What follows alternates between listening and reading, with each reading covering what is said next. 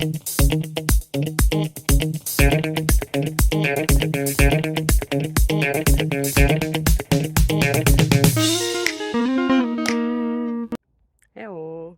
So today is sports day, so it's time to do something for us, for our body, and of course for our mind. So how about this next question?